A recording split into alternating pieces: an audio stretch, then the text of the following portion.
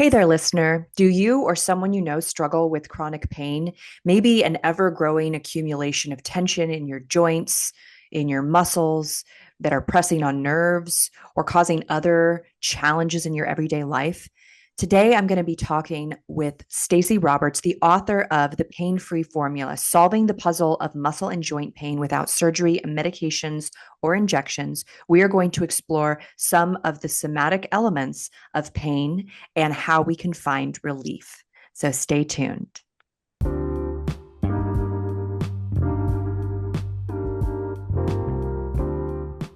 Every day there is a forgetting, and every moment there is the possibility of remembering. Remembering who you truly are, awakening to your body, to the inner world, to the experience of being alive. Here is where you find the beauty, the joy, and here is where you free your soma. I'm your host, Amy Takaya. I'm here to help you move from pain to power, from tension to expansion, and ultimately from fear to love. Hi, Stacey. Nice to finally meet you.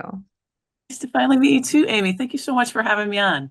Yeah, absolutely. I'm excited for this conversation. I think that when we talk about pain, and especially when it's medicalized, meaning it's some kind of medical professional talking about pain, there's sort of kind of this story that, it's physical or it's mental, right? hmm And there's actually a lot that intermingles there. There's a lot that overlaps. And also, our emotions and our way that we perceive things absolutely has an impact, right? And that's something I explore a lot in my work. But I wanted to ask you a question to get started, which is that when we hear this phrase that it's psychosomatic or that it's all in your head when it comes to your pain, in what way does that kind of disempower a person? And what might be a different approach to that conversation about pain that is in your head? Sure. That's a great question because that happens to so many people, especially with systemic issues that conventional medicine can't really put their, finger on and say that this is your problem when the person's feeling terrible, but they're like, all your tests are normal. So it's, like you said, all in your head. I think a little bit of that is shifting to, okay, it's all in my head, maybe in my brain, and because the science is showing that the brain changes over time when you're dealing with chronic pain. So hopefully, probably not yet, but hopefully that's going to become an empowering statement. It's all in my head. I can do something about it, right? Because meaning my brain impacts my body and the mind body connection. But previous to that, and even, sometimes now, when people say it's all in your head, people think you're making it up. So, rewind 30 some years when I was a physical therapist starting out and people weren't getting better and we couldn't figure out why. They said they were doing everything they were supposed to do. We just assumed they weren't doing their exercise. We assumed they weren't taking what they're supposed to take. We assume that, either they're malingering if it's a workers' comp injury or, something that they're not doing, right? And then, having the conversation of it's all in your head completely disempowered that patient because they're like, well, I guess it's not real. And that couldn't be the furthest from the truth. So as I matured through the profession, from a physiological standpoint, my book, The Pain Free Formula, talks about all the other reasons why your pain may not be going away from a physiological aspect.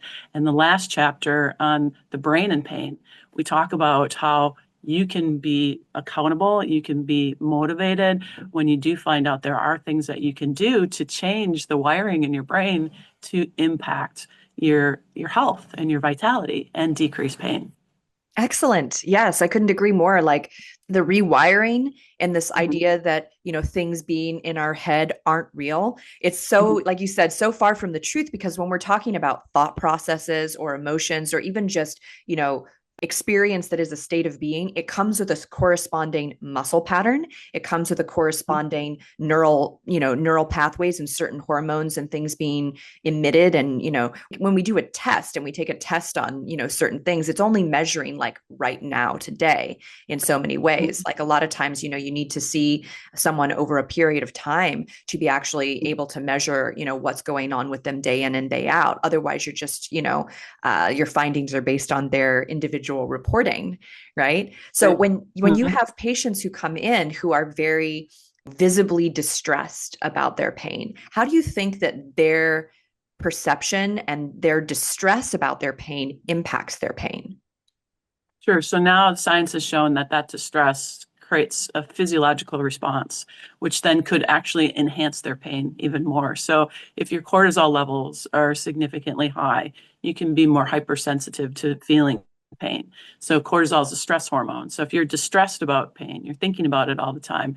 There's even research that shows that chronic pain is linked to depression, or does depression cause chronic pain? Where, there's a whole cycle in there in regards to it. So we know that there's a mind-body connection. We know that a person in distress physiologically changes, both in the body and the brain. And that, like you said, can enhance the pain that they're experiencing. So what have we always been taught to, or not always, I would say probably in the last 2 decades, have been taught to, okay, I'll reach for that pill to take away the pain. But we really want to look at that pain as a messenger. What is the Mm. pain trying to pay attention to? What is the underlying issue? But if we keep covering it up and we keep ignoring it, then we put ourselves at risk of developing more pain, more injury, and not getting better, especially when those medications then wear off, then the pain escalates, right? So it's a vicious cycle that people get into when they're distressed about their pain. Right. Yes, absolutely. And I think that as a practitioner, and I know that you probably work with other people who are, training with you, you're very experienced, right? But as a practitioner, it's our position, and I feel, to provide a space of validation for people's feelings about what's going on, to help them feel like, oh, this is real, like what you're experiencing is real and has an impact, and let's get in touch with that, right? Right. Because so much of that vicious cycle that you're referring to gets reinforced when we are denying our experience in some way, when we are denying our feelings, when we are denying the impact of whatever's been going on. And could you say a little bit about that? Like, what happens for a person sitting there in distress when you just completely validate their experience? What kind of shift do you see in them in that moment when they're feeling heard and seen by you? It's a true physiological shift that we see across the table. Their body is able to relax. They're able to sit back. Their face changes. They may smile. They may lean in. They just feel, you can see the relief that is just going through their system. And a lot of times we do talk about, especially people who have chronic pain, that a lot of that pain really is in the brain, but they are truly feeling it in the body, right? So we want to help them understand that what they're feeling is real. There are things that are happening in the brain that we could even measure if we did like a functional MRI today. So people finally go, oh, okay. But now the question is, what can I do about it? Right. So how do we rewire our brain? How do we tap into this neuroplasticity that all of us have? We think, it was done at 6 years old, but no, I mean, we have neuroplasticity in our brain for all of our lives. So just trying to educate people on that gives them relief when they feel validated. But then the next question is, okay, what do I do next? Right, the how does this shift? And I think that what I observed by reading on your website is that you really personalize things to people and you use a variety of different modalities and tools. Can you speak to why it's important to like have a wide range of different things that you might bring to a person? Yeah, people are so multifaceted, right? So we're made up not just of our, human flesh, but our emotions, our physiology, and we want to utilize things that can help support the healing process. So for somebody that may be our soft wave technology, they come in, they've had chronic knee pain forever. We utilize soft wave technology on their knee. It accelerates their healing. It decreases the localized inflammation, and that may be all they need, maybe a little bit of advanced physical therapy with some hands-on work. But then the next person that comes in that's been dealing with chronic pain, may have had a traumatic event in their life, could have been a car accident, could have been, something that happened when they were a child. All sorts of things then start to feed into it. So that person needs a much more multifaceted approach. Sure, they may have localized pain, but then they also might have systemic pain. So we want to do things to address the systemic issue. Maybe it's, addressing their hormones. Maybe it's addressing their gut health. There's now evidence that shows those things can also improve pain. And then the other aspect is, I will refer out to, cognitive behavioral therapists, energy workers, whatever that patient is comfortable with. I'm willing to help support them with their journey to addressing mind, body, as well as the physiological aspect of what they're dealing with. Wonderful. And I think that you just kind of said it very well. Like different people are going to be attracted to different kinds of therapeutic work, and so there may be someone who, the cognitive behavioral thing is like right at that kind of mental plane that they're comfortable in. But an Mhm. energy worker might be a little bit outside the box for them, but someone else Right. might really be distrustful of a cognitive behavioral therapist, but they are comfortable with Reiki or some kind of more energetic, subtle work. So I think that, the approach that you're taking makes a lot of sense in terms of meeting the individual in whatever space they're willing to step into in their own healing. Let's talk about some kind of specific issues that kind of get labeled as, all in your head. And I'd love to hear your take on something, say, for example, like fibromyalgia, right? Which Mhm. is a nervous system challenge, right? That shows Mhm. up in a very physical way for people, right? But that is this kind of like question mark. What do we do about that? How much experience do you have with like something like fibromyalgia? Oh gosh, I treated fibromyalgia for decades. And again, back in the 90s after I graduated, it was considered, and I always felt really uncomfortable with this, but I would always talk to doctors and they're like, oh, we have this person with fibromyalgia, you know, they're seeing a psychiatrist. We put them on all these, mental health meds and da da da. And I also come uncomfortable with the fact that we're just discounting the person because we can't figure out where their pain is coming from, right? So because we can't figure it out in the past, they're somehow their fault, like something's wrong with them. So I was always very incongruent with the thought process. But we would do our physical therapy and we'd help them get transient relief typically. But then we started to realize in the research that the fascia is all over the body. It has its own neural network.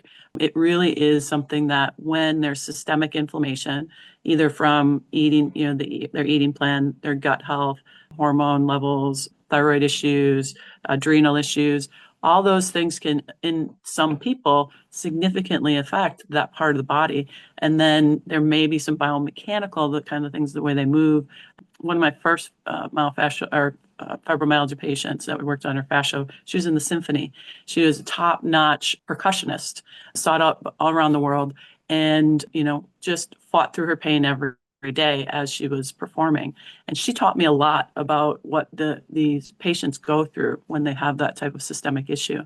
And again, we were able to help her manage it back then, but not really able to help her get rid of it because we just didn't know that there's a holistic view that we need to take for people that have fibromyalgia and those more systemic issues. Did you know that your muscles are holding on to thoughts, memories, and feelings? If you have a tight neck or back, you're not just getting old, you're experiencing a buildup of tension from the life you've lived.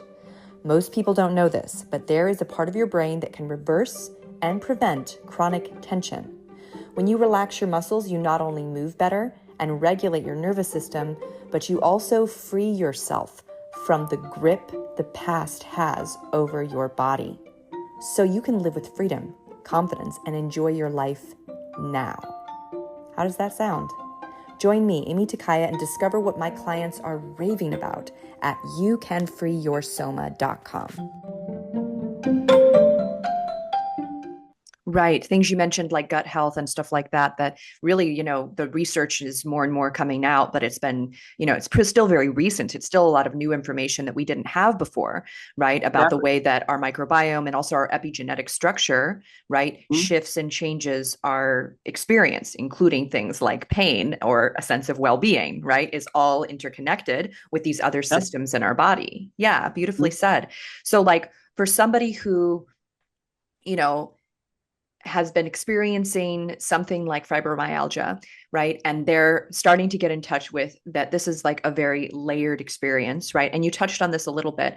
What kind of intersection do you feel that like, someone who's gone through a traumatic childhood and then they have this sensitivity in their nervous system, do you see that as like their body's way of handling certain things that they've gone through? Like how do you personally like view the intelligence of something like fibromyalgia? Like how is that an intelligent thing that their body's doing?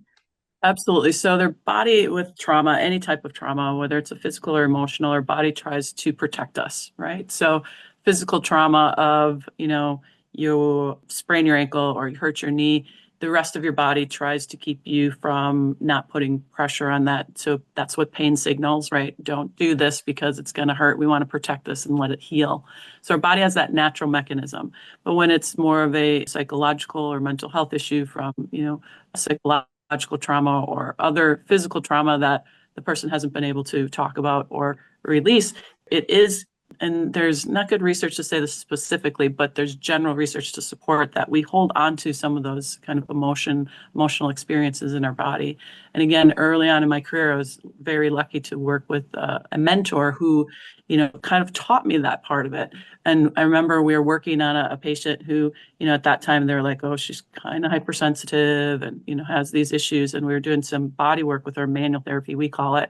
And we hit one area and she just started crying, just uncontrollably crying when we hit an area on her trapezius muscle and just started to have this huge release of emotion. And we talked about after, all these memories and things started flooding. And it was I won't say a common experience for her to have that every day, but occasionally when she'd have body work, she would have that. And I was like, wow, this is amazing. Then I got into pelvic health. So in pelvic health issues, not everyone who has pelvic health issues has sexual trauma, but there are some people who have had sexual trauma and end up developing pelvic health issues. And those men or women can have some significant trigger points, again, in the pelvis that's now have been trying to protect itself, the sexual organs, things like that, and muscles that help to support them. And the tension and from the fear, can be held in that area over a period of time. So helping them release that is a really cathartic experience many times. So again, that's what a team of people is there for, to support them. Mentally, we're trained in how to support. When you do public health, you're trained in how to support somebody who's been through trauma in trauma-informed care to help them through that process, because it is, as you said, multi-layered. Yeah, beautiful. Well, I love that you're talking about and acknowledging these things, and not afraid to kind of like go there with a person if that's what the person is experiencing. I think that's so important to creating a sense of safety that allows a person to actually heal. A lot of the, approaches that I have experienced and taken and the work that I do is within the umbrella of somatics, which I think, there has been some research, but not enough research, in my opinion, on different somatic techniques, right? That help to actually, in a more, I guess you could say, like psycho-emotional sense, like get in touch with the thoughts and feelings that are stored in our muscles. Because, if you take, for example, a traumatic experience, right, that someone has gone through, while they're experiencing that, whatever they're experiencing, even if it's a physical experience, like I use this example a lot with my clients, like a car accident, you're not just like this empty vessel traveling in a car. You're having thoughts and feelings and emotions. You're in a certain time of your life when that car accident takes place. And if you have whiplash and your head flings forward, there were certain, pathways and stress hormones and all kinds of things that might have been going on before the moment of impact. But then the moment of impact happens, and now those things get associated or linked together. The divorce that you were going through, the relationship that was ending, the challenges you were having with another member of your family, or emotional issues that you were going through are now part of the moment that your head flings forward. They're linked now. And so it might be 10 years later that you're going, oh, I have neck problems, right? Oh, but I got that treated on a physical level. But what if there was a lingering pathway from those previous experiences, right? This is where it's kind of getting hypothetical. But because we don't have the research to prove this, but in my personal experience with clients, like there's a lot of things that get linked together at one point in someone's experience, and then the unwinding of them, as you said, is a process, and it's a process that has to be addressed from multiple angles, because it's not just the flinging of their head forward. Exactly. And a lot of people forget that, or haven't been really allowed to make the connection that our thoughts and our feelings are basically physiological molecules in our body, right? So we have this kind of separate thing of, oh, how can our thoughts affect our, body? Well, it's part of physiology. And I often explain to patients, when you get butterflies in your stomach, what is that from? It's your thoughts that are thinking something that's creating a hormone cascade, a change in your body that's creating this adrenaline that's causing you to feel a physiological, physical response. So that's nothing different from that versus something that's a little bit more in depth, or, from trauma or even a physical accident, like you're saying. So hope patients and the public is starting to see that connection. And I'm hoping that I can help continue that growth. Beautiful. No, I think what you're doing sounds very innovative and very needed. I was wondering maybe, as we're bringing this conversation to a close, what would you like to see change in the way that, say, physical therapists are trained, right? If you can think about the conventional training, maybe you have people come in who went through conventional training and now they're coming to you. What are the things that you would want to see shifted and changed in the way that people are being trained? When I came out of school, it was, we had the basics of what we learned, and it was a very in-depth program and very intense. And then you get out and you really learn the rest of what you need to do in order to be a good therapist. And we did a lot of hands-on work. That was important. Manual therapy was extremely important. In the last decade or a decade and a half, I've seen a shift to new grads being afraid to put their hands on people. They give the people exercise program and say, okay, these are your exercises you're supposed to do. They're trying to manage 3 or 4 people in an hour because their reimbursement for insurance has gone down. So now they have to see more people. They don't have as much one-on-one care. So then they're ending up not having that, again, one-on-one time too, like we talked about in the beginning, to validate this person's experience. They just become do these exercises, here and then go do them at home. And then the patient's like, well, I can do this at home. This is easy. Why am I wasting my time or money here?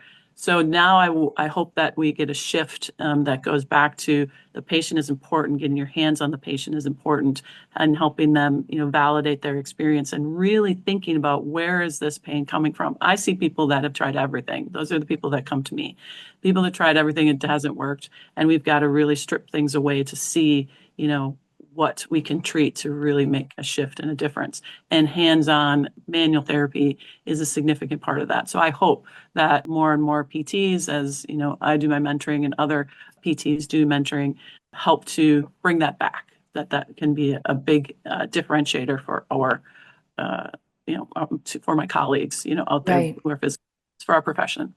And, I think that the hands-on aspect is extremely valuable. I mean, that's a part of my practice is what I do is hands-on somatic body work with people. And it really goes to another level that a lot of people need. They need that safe, gentle, therapeutic kind of touch that is attending to their body's needs. It actually shows them in a way how to attend to their own needs when they do their exercises, when they do their other self-care practices to receive that. So I think that's great. That's dead on. And, unfortunately in my field as well, since the pandemic, a lot of the training has gone online. And so there's less and less people in my field being trained in the body work aspect, and it's turning more into self practice, which isn't a bad thing, but it's missing that human element that I think is really essential in a person when, like you said, feeling validated, like actually feeling that because this person is giving them their attentive, physical connection. Right. And that is so important to someone's healing process. Absolutely. Yeah. Well, thank you. This has been such a valuable conversation. I'm so excited about what you're doing. I feel like we can talk forever, so we'll have to do this again sometime. It'll be great. Absolutely. Yes. Well, and for those of you listening, check out the book, The Pain-Free Formula, Solving the Puzzle of Muscle and Joint Pain Without Surgery, Medications, or Injections, especially if you're someone who has tried everything, right? And many people I work with, same thing. They've tried everything and now they're like, okay, let's go outside the box, right? Beautiful. The book is out in the middle of March, so if they want to be alerted as to when that's out, they can contact us at info@newuhealthandwellness.com, and we'll put them on a list to be the first to know when the book is ready. Fantastic. Thank you so much for your time. And yeah, thank you for sharing your knowledge and expertise with us. Thank you, Amy. It was such a pleasure to meet you.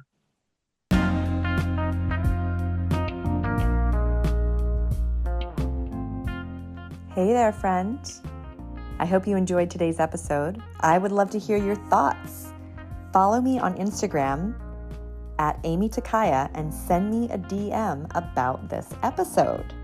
I'd like to thank you for being part of this somatic revolution. And if you'd like to support the podcast and help more people learn about somatics, consider leaving a review or a rating.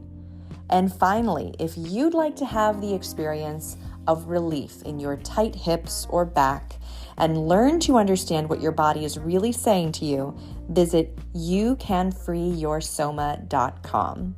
I can't wait to share with you what is truly possible. Bye for now.